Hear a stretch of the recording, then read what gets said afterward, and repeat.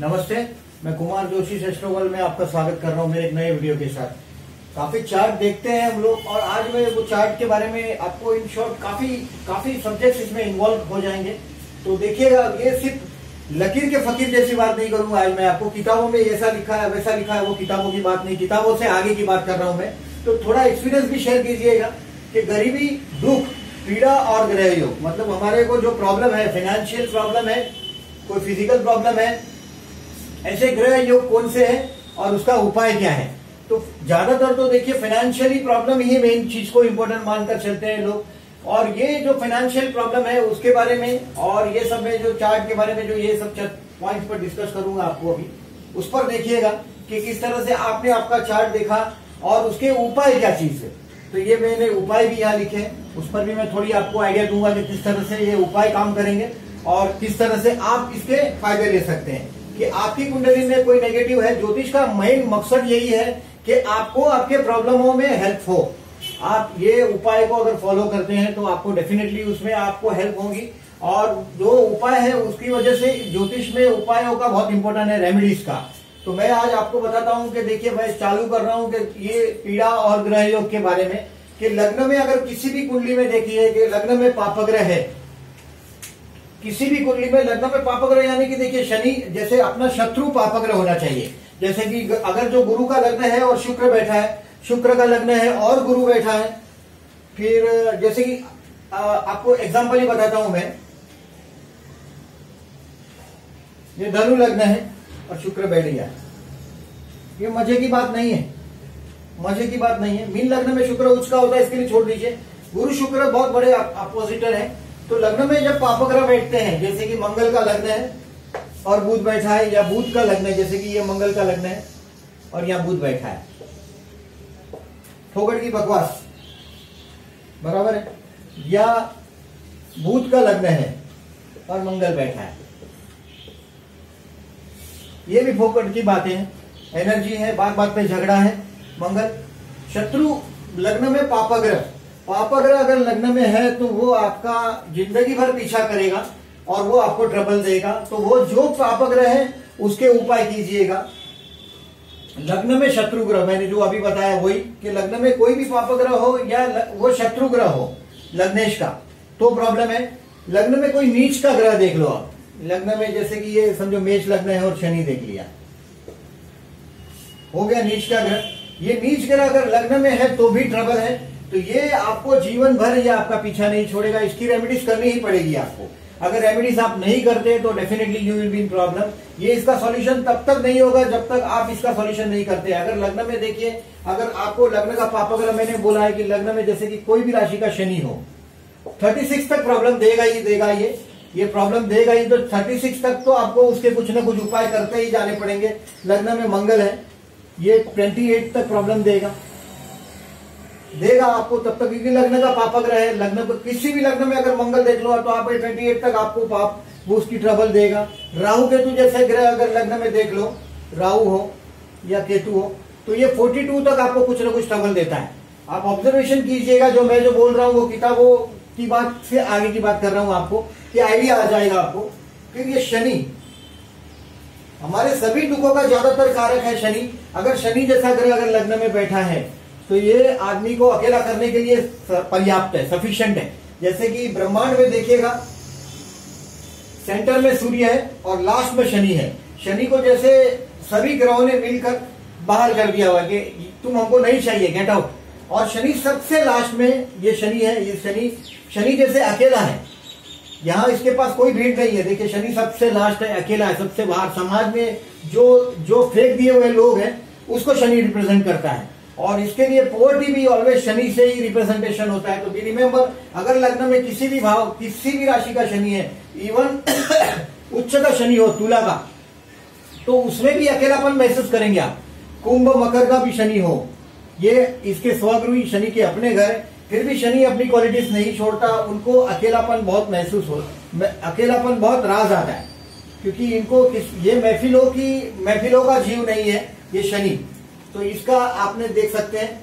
फिर देखिए चंद्र से अभी हमारे बहुत सारे किताबों में चंद्रादि योग है। चंद्रादि योग की मतलब कुछ योग हमको लग्न से देखने हैं, कुछ चंद्र से देखने हैं। तो चंद्रादि योग में केमद्रुम योग बहुत बड़ा इंपॉर्टेंट, केमद्रुम योग दरिद्र योग है, केमद्रुम योग। तो ये चंद्रादि योग में केमद्रुम योग के बारे में मैं शॉर्ट में फास्ट बताता हूं कि केमद्रुम योग अगर किसी कुंडली में देख लेते हो कि चंद्र के आजू बाजू कोई ग्रह ना हो, तो चंद्र के आजू बाजू कोई ग्रह ना हो, चंद्र को यहाँ एक काम करते हैं कि चंद्र को यही लिख देते हैं 12वें स्थान में, तो सफिशिएंट है। अकेला 12वें स्थान का चंद्र भी लाइफ में इंस्टेबिलिटी के लिए सफिशिएंट है, कोई ग्रह हो या ना हो तो भी। लेकिन अभी केमद्रुम के बारे में मैं बता रहा हूं कि चंद्र के आजू बाजू कोई ग्रह ना हो, मतलब बाकी के ग्रह आजू बाजू यहां ना हो, बराबर है। तो ये केमद्रुम योग होता है। वेरी फर्स्ट थिंग, सूर्य और राहु केतु ग्रह कंसिडर नहीं करने हैं केमद्रुम योग के योग में। दूसरी बात कि चंद्र से केंद्र में कोई ग्रह हो, मतलब चंद्र के साथ कोई ग्रह हो, जैसे कि चंद्र के साथ शुक्र हो, शनि हो, तो ये भंग हो गया, केमद्रुम भंग हो जाता है, तो मतलब बच जाता है। ये शकट आपको केमद्रुम योग का डिसएडवांटेज नहीं मिलेगा। चंद्र के साथ कोई ग्रह हो, चंद्र के केंद्र में कोई ग्रह हो, यानी कि चंद्र से 1 2 3 4 यहां, 5 6 7 यहां, 8 9 10 यहां, मतलब ये चंद्र से केंद्र में कोई ग्रह न हो तो भी चंद्र कमजोर हो जाता है। तो चंद्र का कमजोर होना केमद्रुम योग का लक्षण है। तो केमद्रुम योग के बारे में डिटेल्स में वीडियो बनाने से मैं फिर से बनाऊंगा अगर चाहो तो आप लोग, लेकिन मैं इसको आपको आइडिया दे रहा हूं कि केमद्रुम योग अगर आपकी कुंडली में, तो उसके उपाय पहले करने चाहिए, क्योंकि चंद्र है, मन है, और मन ही सुख और दुख को महसूस कर सकता है। अगर चंद्र पर कोई कंट्रोल नहीं, मन पर कोई कंट्रोल नहीं, तो दुख का कारक मन सफिशिएंट है वो। अभी आप देखिएगा चंद्र गुरु का गज कैसे योग, चंद्र से केंद्र में गुरु हो या जन्म से केंद्र में गुरु हो, जन्म कुंडली में गुरु केंद्र में हो, तो हजारों दोष का हनन करने के लिए वो अकेला सफिशिएंट है। जन्म का अगर गुरु इस तरह से कहीं भी हो, 1 4 7 10 कहीं भी हो, तो वो सफिशिएंट है, ये कहीं भी हो। तो देखिएगा कि ये सफिशिएंट है कि वो केंद्र को बलवान करता है। चंद्र खुद केंद्र में हो तो भी ये भंग होता है। अगर चंद्र खुद अगर केंद्र में है तो भी ये केमद्रुम योग का भंग होता है। यानी कि केंद्र शकट योग के लिए, अपने केमद्रुम योग के लिए आपको ये देखना है कि गुरु केंद्र में हो 1 4 7 10 में, या चंद्र केंद्र में हो 1 4 7 10 में, तो ये भंग होता है। तो ये केमद्रुम योग, आप केमद्रुम अगर किसी की कुंडली में देख लेते हो तो दरिद्रता, गरीबी से उसको परेशानी होती है, उसके लिए देखिएगा ये उपाय है, मैं आगे चलते बताता हूं। फिर शकट योग है, चंद्र से 6वां गुरु हो। देखिए गुरु बहुत पैसे का कारक है, धन का कारक है गुरु। अगर जो गुरु चंद्र से 6 में हो तो शकट योग, यानी कि बैलगाड़ी जैसा जीवन गुजरता है आदमी का। बैलगाड़ी जैसा मतलब कभी एकदम स्मूथ नहीं होता, बैलगाड़ी जैसा सा रुकता है चलता है, रुकता है, ऐसा मतलब ये अच्छा योग नहीं माना जाता। चंद्र से 6वां गुरु शकट योग मानते हैं, और वो दरिद्रता के लिए वो भी अकेला सफिशिएंट है। यानी कि मन से पैसे का कनेक्शन नहीं है, चंद्र गुरु का यही बात हो गया शकट योग में। अभी देखिएगा कि आपके कुंडली में नीच के 3 या अधिक ग्रह है। आप आपकी चार्ट को अगर खोल के देखेंगे और आपको दिखाई देगा कि 3 ग्रह कुंडली में नीच के हो, कहीं भी हो। जैसे कि देखिए मैं आपको बताता हूं, 1 4 7 10, यहां शनि नीच का हो गया, सूर्य नीच का हो गया, यहां गुरु नीच का हो गया। 3 ग्रह या मंगल, 3 ग्रह या 3 ग्रह से अधिक ग्रह अगर नीच राशि में है तो ये जीवन भर फाइनेंशियल नहीं, एवरी स्टेज पे ट्रबल देंगे। तो ऐसा कोई कुंडली है तो उसको उपाय करने ही चाहिए, अदरवाइज ये प्रॉब्लम होगा। उसमें भी सबसे पहला लग्न के पापा ग्रह या लग्न का नीचे ग्रह का उपाय सबसे पहले शुरुआत करनी पड़ेगी। अभी देखिएगा मैं और एक चीज आगे बता रहा हूं इससे, कि किसी भी कुंडली में अगर 6वां गुरु है, गुरु धन का कारक है और ये पैसे का कारक है। अगर जो ये शत्रु स्थान में चला गया, यानी कि खर्चे के स्थान में चला गया, ये आदमी का पैसा जैसे सब वापर गया, खर्चा हो गया, ऐसा सिचुएशन है। ये 6वां गुरु ये सफिशिएंट है दारिद्र देने के लिए। ये शकट योग जैसा ही परिस्थिति है, चंद्र से नहीं है, सीधा लग्न से ही 6वां गुरु है। अभी देखिए मैं इसमें थोड़ा आपको एनहांस कर रहा हूं इसको, कि अगर जो यहाँ धनु राशि है गुरु की या मीन राशि, धनु या मीन राशि है, गुरु की धन या मीन राशि है तो भी ये तकलीफ देता है। देखिए गुरु की अगर जो ये गुरु नहीं है, गुरु कुंडली में कहीं भी है लेकिन धनु या मीन राशि है तो ये भी इंसान को पैसे की शॉर्टेज देता है। धनु या मीन राशि किसमें आती है? एक तो कर्क लग्न में आएगी, धनु राशि यहाँ कर्क लग्न है तो यहाँ धनु राशि आएगी। और अगर यहाँ आपका तुला लग्न है तो यहाँ मीन राशि आएगी। 8, 9, 10, 11 और 12, अगर 4 है तो 5, 6, 7, 8, 9।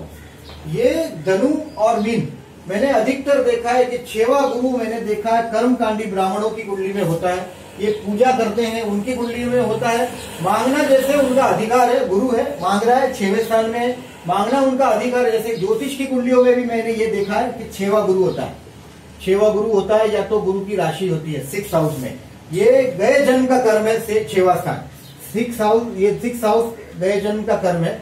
तो गए जन्म में कोई ब्राह्मण का काम किया हुआ इंसान है या ऐसा कुछ भी है, उससे ही ये गुरु, उसको गुरु गए जन्म का ज्ञान वो साथ में लेकर आया हुआ है, ऐसा कोई सिचुएशन है वो, तो ये इस तरह का रिजल्ट आता है। तो याद रखिएगा कि 6वां गुरु है या 6वां गुरु की राशि है, 6वें स्थान में गुरु है या गुरु की राशि है, वो पैसे की शॉर्टेज देता है, गरीबी दुख का कारण वो भी हो सकता है। तो गुरु की पूजा करनी पड़ेगी आपको, और उसमें मैं आगे वापस क्लियर बताता हूँ। अभी दूसरा भाव, सेकंड भाव, अभी सेकंड हाउस के बारे में मैं बताता हूँ आपको। सेकंड हाउस धन स्थान का स्वामी, सेकंड हाउस जो पैसा देता है हमारी कुंडली में, धन भाव पैसे का, सेकंड भाव, सेकंड भाव का स्वामी, सेकंड भाव में अगर जो पापग्रह है तो भी प्रॉब्लम है, और सेकंड भाव का स्वामी अगर जो 6, 8 या 12 में गया, सेकंड भाव का स्वामी, पहली बात है कि अगर सेकंड हाउस में पापग्रह है तो भी वो अकेला सफिशिएंट है आपकी कुंडली के लिए फाइनेंशियल पोजीशन खराब करने के लिए। नीच भंग हो गया तो बाद में की बात है, वो नीच भंग का और एक वीडियो बनाऊंगा मैं, तो आपको डिटेल में बताता हूँ कि नीच भंग कब होता है, किस कंडीशंस में होता है, वो नीच भंग का बताता हूँ मैं बाद में। सेकंड हाउस में पापग्रह या नीच का ग्रह खराबी है, और सेकंड लॉर्ड धन स्थान में कोई भी राशि है उसका स्वामी अगर जो 6, 8, 12 में गया तो भी वो फाइनेंशियली ट्रबल देता है, याद रखिएगा। Remember this once again. एक और चीज बताता हूं मैं, श्रापित दोष। श्रापित दोष एक खुद ही बहुत बड़ा सब्जेक्ट है, बट इसको शॉर्ट में बताता हूं मैं कि अगर लग्नेश आपकी कुंडली में कहीं भी हो, अगर वो राहुग्रस्त है तो श्रापित दोष होता है, याद रखिएगा। ये जीवन उनके लिए कभी ना कभी कोई ना कोई बुरी कंडीशन में उसको फंसा देता है। लग्नेश अगर राहुग्रस्त है तो, अभी कालसर्प है कुंडली में, रिमेंबर कालसर्प भी श्रापित दोष में ही आता है। श्रापित दोष में कालसर्प भी आता है कि कालसर्प है राहु केतु के इस तरफ ग्रह हो या इस तरफ हो, तो ये कालसर्प या राहुग्रस्त वाला जो कुंडली है ये 42 साल तक जिंदगी में परेशान रहते हैं। मेरा अपना ये एक्सपीरियंस है, 42 ईयर्स तक, ये 42 ईयर्स तक परेशान रहते हैं। 42 ईयर्स के बाद उनके जीवन में रिलीज मिलती है उनको। राहु केतु के साथ सूर्य जैसा ग्रह हो, राहु केतु का सबसे बड़ा दुश्मन है सूर्य, चंद्र, मंगल, ये इसके दुश्मन है। तो याद रखिएगा कि राहु केतु के साथ, राहु के साथ अगर जो सूर्य है, चंद्र है, मंगल है या शनि है कुंडली में कहीं भी, तो वो एक श्रापित दोष का निर्माण करता है। तो वो डेफिनेटली आपको दुख, पीड़ा, गरीबी झेलनी पड़ेगी, प्रॉब्लम होगा, ऐसा मैंने ऑब्जर्व किया है। और 6, 8, 12 में अगर जो ये चला गया हो, लग्नेश के साथ हो और राहु केतु सूर्य, चंद्र, मंगल, शनि जैसे ग्रह के साथ हो, तो बहुत बड़ा प्रॉब्लम करते हैं। तो बी रिमेंबर दिस, ये छोटा सा चीज नहीं है, ये आपको एक हिंट है। इसके बाद आप अगर जो कोई रेमेडीज करते हैं तो रेमेडीज के बेनिफिट मिलने चालू हो सकते हैं आपको। लेकिन रेमेडीज किसकी करनी है, तो ये आपको आपका कुंडली का अध्ययन किए बगैर आपको ये रेमेडीज आप नहीं कर सकते। श्री सूक्त, ये श्री सूक्त है पहला। इसके उपाय में मैं बता रहा हूं कि कितना भी गरीब आदमी हो, अगर दरिद्र कुंडली हो, केमद्रुम योग हो, आपको शकट योग हो, और अगर जो आप श्री सूक्त करते हैं, ये श्री सूक्त खाली 15 श्लोक है। हरिओम हिरण्यवर्णम हनि सोड़ जैसे जाम चंद्रा हिरण्मय लक्ष्मी जात में आओ, ये श्लोक है। वो श्लोक आपको नेट पर मिल जाएगा, यूट्यूब पे मिल जाएगा। वो श्री सूक्त के श्लोक करने से ये 10 मिनट का भी काम नहीं है। अगर आपके पास कैपेसिटी है आप हवन भी कर सकते हैं, हर एक रुचा के साथ। हर एक जब श्लोक खत्म होता है, जब 15 श्लोक है खत्म होता है, तो आप घी का आहुति घी की कर सकते हैं। अगर वैसा नहीं है, अगर आप यज्ञ के साथ नहीं करते हैं तो ऐसा ही करेंगे, आप पढ़ेंगे आप श्री सूक्त, तो भी यूट्यूब में मिलेगा आपको श्री सूक्त। ये गरीबी पर एक विजय प्राप्त करने की इजी चीज है। दूसरी बात है श्री यंत्र। श्री यंत्र किसी से भी आप लेके आइए, श्री यंत्र को विधिवत स्थापित कीजिए और रोज उसकी पूजा कीजिए। श्री सूक्त के मंत्र अगर जो श्री यंत्र के साथ करेंगे तो बहुत लाभ होता है, ये श्योर बात है। फिर एक कनकधारा स्तोत्र है, ये शंकराचार्य रचित है कनकधारा स्तोत्र, ये भी आपको यूट्यूब में मिलेगा। इसको भी आप अगर करते हैं या यूट्यूब में से आप सुनते हैं, कनकधारा को इजी नहीं है इसको पढ़ना, तो आपको यूट्यूब में सुनते सुनते आपको धीरे धीरे प्रैक्टिस करनी पड़ेगी। और ये कनकधारा स्तोत्र भी आपको आपके दरिद्र, अगर जो कुंडली में अगर जो दरिद्र का योग है, दारिद्र योग है, तो उस पर विजय प्राप्त कर सकते हैं। ये उवगसरम स्तोत्रम है जैनों के, अगर जो आप जैन है या जैन नहीं भी है, उवगसरम स्तोत्रम मिलेंगे कि उवगसरम पासम पासम बंदामी कमदन मुक्कम विसर्ग नासम मंगल कल्याण आवासम। ये भी छोटे से, ये सिर्फ मेरे को लगता है कि ये 10 मिनट भी नहीं लगेगा इसमें। ये जैनों के माने हुए स्तोत्र में से एक है उवगसरम स्तोत्र। ये भी गरीबी पर विजय प्राप्त करने के लिए, आप अगर धन की शॉर्टेज महसूस कर रहे हैं, रोज इसको यूट्यूब पे सुनिएगा, आपको शॉर्ट टाइम में ही आपको दिखाई देगा कि आप बेनिफिशियल हो रहे हैं। और मैं आपको अभी गुरु पूजन के बारे में बता रहा हूं। गुरु हर देखिएगा, केंद्र में गुरु है तो हर चीज में रिलीफ देता है वो, मैंने आपको आगे भी बताया। लेकिन कुंडली में अगर जो आपका दारिद्र्य योग है और अगर जो आपको गुरु पूजन, आपका कुंडली में फाइनेंशियल शॉर्टेज है और अगर आप गुरु पूजन करते हैं, गुरु का एक ही मतलब है कि गुरु मतलब आप गुरु जब गुरु स्वीकार करते हैं किसी को तो आप उसके संतान हो जाते हैं उस गुरु के, तो उसकी पुण्याई का लाभ आपको मिलता है। गुरु की पुण्याई का लाभ मिलता है क्योंकि you are as good as his son, आप उसके बच्चे जैसे हो जाते हैं। तो उनको उनकी जो भी शुभ कार्य है उसके लाभ आपको मिलते हैं, उनके किए हुए लाभ आपको मिलते हैं। और अगर जो गुरु पूजन करते हैं, गुरु आपको देखिए गुरु धन का कारक है, गुरु धन का कारक होने से आपको गुरु की पूजा करने से, गुरु की प्रार्थना करने से, आप देखिएगा कोई भी कभी भी देखिएगा, बड़े बड़े अमीरों के घर में जाके देखिएगा, उनके गुरुओं की बड़ी बड़ी तस्वीर लगी होती है, वो गुरु पूजन है। आप देखिए गुरु पर श्रद्धा, गुरु को ये लोग घर पे बुलाते हैं, बड़े प्रेम से सम्मान से उनका स्थान देते हैं, उनके पीछे उनके डोनेशन देते हैं। बट गुरु की कृपा हो जाए तो कुंडली में कहीं भी कोई भी ग्रह नेगेटिव हो, लेकिन उस पर ये गुरु कृपा बहुत बड़ा रोल करता है। तो बी रिमेम्बर दिस कि मैंने जो आपको अभी शॉर्टली बताया है, काफी स्पीड में ये बताया है, बट इसको थोड़ा अध्ययन कीजिएगा। मैंने देखिए श्रापित दोष में आपको बताया, थोड़ा मैं श्रापित दोष में एक चीज बता रहा हूं आपको कि राहु के साथ सूर्य हो, ये पिता के साथ का दोष है, कहीं पिता के साथ का दोष है। राहु के साथ चंद्र हो तो मातृ दोष है, राहु के साथ मंगल है तो ये भातृ दोष है, देखिए। और राहु के साथ शनि है तो ये कोई छोटे आदमी का दोष है, ये गरीब आदमी का कोई बद्दुआ लिया हुआ कोई ऐसा दोष है। तो वी रिमेम्बर दिस, अगर जो राहु का कोई ऐसा पीड़ा होता है तो भी देखिए, राहु के लिए आपको विष्णु सहस्त्र नाम सुझाव करता हूं मैं ऑलवेज। राहु का कभी भी विष्णु सहस्त्र नाम सुझाव करते हैं। काल सर्प और राहु केतु के लिए नारायण नागबली और काल सर्प की विधि होती है। आप इसमें ज्यादा खर्चा नहीं है, बट रिमेम्बर अगर इस तरह से करते हैं, लग्नेश राहुग्रस्त है, ये भी कोई इजी कंडीशन नहीं है, बहुत कम चार्ट में आपको दिखाई देगा। लग्नेश अगर राहुग्रस्त है तो डेफिनेटली प्रॉब्लम करता है। ये राहु किसी ग्रह के साथ है तो राहु उसका ग्रहण कर देता है, ग्रस्त कर देता है, राहु उसको खा जाता है, तो वो भी नेगेटिव रोल करता है। तो याद रखिएगा, मैंने जो अभी आपको ये बताया है गरीबी, दुख, पीड़ा और ग्रह योग के बारे में, और उसके ये उपाय बताए, सिर्फ ज्योतिष की इस तरह से वीडियो क्लिप सुनने से आपके प्रॉब्लम सॉल्व नहीं हो जाते। आपके अपने चार्ट में देखने के बाद इस सब चीजों पर अमल करना चालू करें आप। इसमें से देखिए श्री सूक्त पढ़िए, आप ज्योतिष बदलने से भाग्य नहीं बदल जाता। आप फिर एक दूसरे ज्योतिष के पास चले जाएंगे, फिर सेकंड ओपिनियन लेंगे, फिर थर्ड ओपिनियन लेंगे, फिर फोर्थ ओपिनियन लेंगे, और उससे बेटर है कि आप कहीं ना कहीं से शुरू करिए। श्री सूक्त है, श्री यंत्र है, कनकधारा स्तोत्रम है, उवगसरम स्तोत्र है, ये कभी नुकसान नहीं देते। गुरु पूजन है, ये कभी नुकसान नहीं देते। अगर आपको गुरु पूजन है, साईं बाबा का मंदिर है, गुरु दत्त की कृपा है, शंकराचार्य है, गुरु दत्त है, ये सब गुरु है, इनकी पूजा है करेंगे तो उससे लाभ होता है। आपको फाइनेंशियल एडवांटेज देने के लिए गुरु ग्रह अकेला सफिशिएंट है कुंडली में। इसके लिए आप देखिए किताबों में ऐसा भी लिखा हुआ है कि केंद्र में रहा हुआ गुरु हजारों दोष का हनन करता है, इज अलोन सफिशिएंट।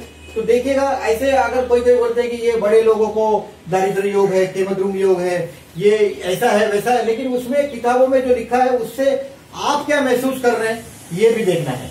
कि अगर जो आप लग रहा है आपको एडवाइस की जरूरत नहीं है तो इसका मतलब वो कहीं ना कहीं से वो योग का भंग हुआ होगा। नहीं तो केमद्रुम योग इजी टू रिकॉग्नाइज है, शकट योग इजी टू रिकॉग्नाइज है, मैंने बताया ऐसा। तो इसको देखिएगा आप, मैंने जो बोला है उसको सोचिएगा बार बार ज्योतिष बदलने से आपके भाग्य नहीं बदल जाते। भाग्य बदलता है उसकी रेमेडीज करने से, आपके सत्कर्म करने से। Remember this. और प्लीज मेरा ये वीडियो आपको कैसा लगा ये डेफिनेटली प्लीज मुझे कमेंट कीजिएगा, और अच्छा लगा है तो प्लीज मेरा ये वीडियो आप सब्सक्राइब कीजिएगा मेरी चैनल को, और अपने दोस्तों को प्लीज फॉरवर्ड कीजिएगा। और थैंक यू वेरी मच। मैं यहाँ रुकता हूँ। नमस्ते।